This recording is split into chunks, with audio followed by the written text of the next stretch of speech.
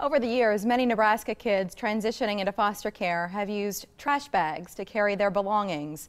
Nebraska Families Collaborative wanted to help preserve dignity. It turned out duffel bags worked pretty well.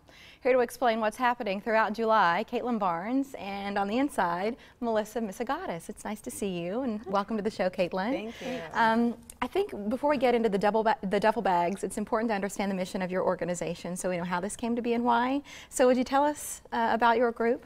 Yes, like you said, it's Nebraska Families Collaborative, and we really handle the case management for children who are unfortunately removed from their parents, or maybe there's abuse, neglect concerns going on in the home, and we handle you know, meeting with the parents, meeting with the children, and out of that we really saw a need for children to not have to put their belongings in duffel bags. That's humiliating, and we want to show that children are worth more than just putting your belongings in a trash bag.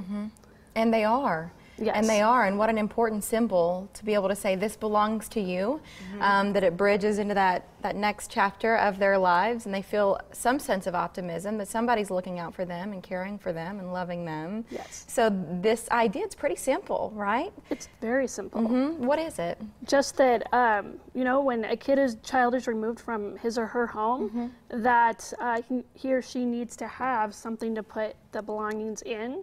And as I said before, most kids are using trash bags or grocery bags to just throw all their belongings in. It's usually a very chaotic time.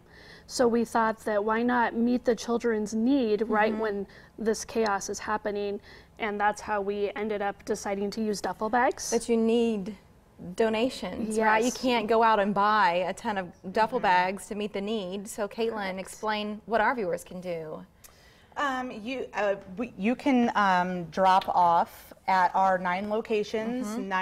One of the locations is Nebraska Families Collaborative. We won't ask you to memorize and rattle off all locations. We'll put them on the screen instead. Sounds good. If you're watching at home, and hopefully you can identify one of these 9 locations, you know what's nearest to where you live or work, and that way you know where you can drop off your bag. Should they do anything special? Are you looking for a particular size or style? We typically, you know, what you would want to travel with, enough to be able to put your clothes. I mean, kids are wanting to put their toys and their shoes. You think of all the things in your bedroom and your bathroom, and you're like, oh, that's not going to fit in a grocery sack. So we did bring a few to just give example of what your donations. So if you're shopping in the stores, this is one of the roller bags that has the wheels built in. And it all obviously zips out, and it is on wheels, and this is a larger bag. It ends up being about this big. And so you'd love to see more of those. We would love to see one. And this is just simply from Walmart. So, you know, a $20 donation would get a bag for youth. That's great. So, well, that's another good point, that some of our viewers feel like, I'm swamped. I love this idea, but I don't know if I have time to go shop and then drop off. They can just donate $20 or $40, and then you can do something with it. Yes, and they can do that online, or they can go to any of our drop-off locations, and also give any amount. Really is great. A few changes this year. Well, this is the 3rd year. Yes. Duffels for Dignity. And what, you added a location. Any other changes this year? No, that's it. That's pretty much everything. We just want to make sure the locations are known and accessible to the community. What do we have here? That is a comfort bag. So kids from about 1 to about 7 or 8, we give them comfort bags. So it's just a canvas bag, and that one's specifically for a baby, an infant.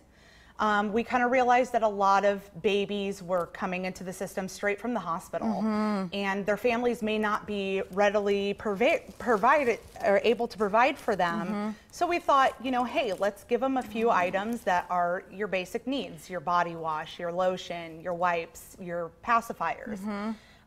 Those are things that they need right away. Who decorated it? The children. We actually went down to the Summer Arts Festival this summer, and we as a organization purchased the white canvas bags, and we had children from our community decorate them, and we kind of gave a little explanation of what they're for and who they're doing this for, and they just loved it. I mean, they say, peace. Can I read this one if that's Yes, okay? This one is, I absolutely. see her name at the bottom. I believe Karen decorated this one. And she, of course, a very colorful heart and smiley faces and butterflies all around. But the 4 words she chose to include on her bag are peace, love, care, and hope. And how powerful for the kids who ultimately come to hold this bag and understand that people love and care about them. I'm going to tear up because I think this is so important.